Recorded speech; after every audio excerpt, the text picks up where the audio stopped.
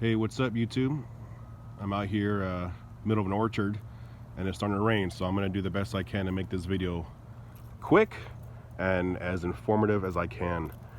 Recently got a leveling kit installed, 20 by 10 inch Fuel Mavericks with some knockoff tires that I'm pretty happy with. They look really good. Yeah, they're not name brand, but at the end of the day, I don't have the kind of money to spend on Toyo tires. I ended up dropping about $2,500 cash on the rims, tires, and leveling kit. So I'm pretty happy with that. They did have to do some custom work because I went with a 20 by 10 instead of a 20 by 9, which is recommended on the wheels. So I went 20 by 10, which I think looks so much better than the 20 by 9. The 20 by 9, the lip on that thing was just really small. I mean, really small. Who wants that, right? So I didn't care that they trimmed. I said, go ahead, trim it up. And after that was all done, got the truck, looked amazing. Couldn't be happier. I drive it home. What do I hear? Metal hitting metal. Come to find out on some forums that it's coil bucket contact. I'm not a pro, so I had to find out what that meant. Basically, the upper control arm contacting the coil bucket. So this piece was hitting this piece. And they basically trimmed off, basically here, this lip here, because it was coming out and up. They trimmed it off and it painted it. And since then, hasn't made any noise.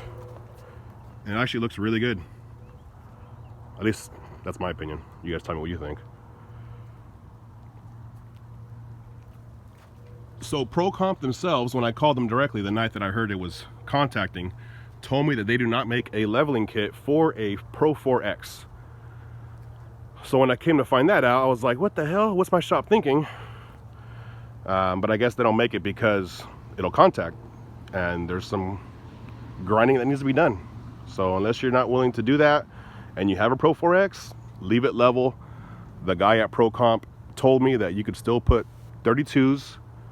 You could put 20 by 32s on stock suspension.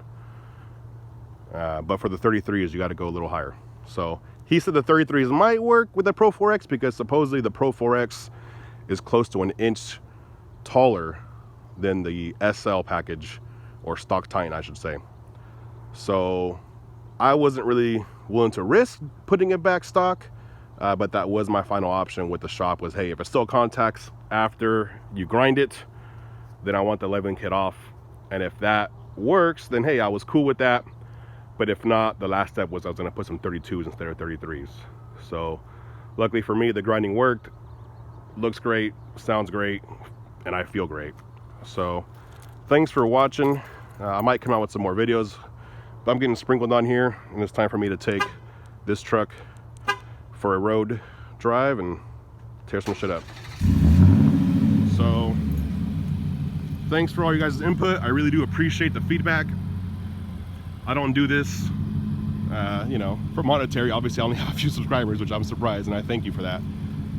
But I just do it for fun, and I do it because I don't see anybody out there doing this, a Titan. And if I do see a Titan that's fixed up, I don't see any steps that come with it. Feel free to.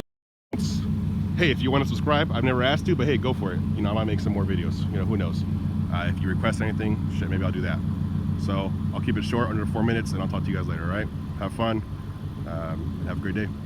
Peace.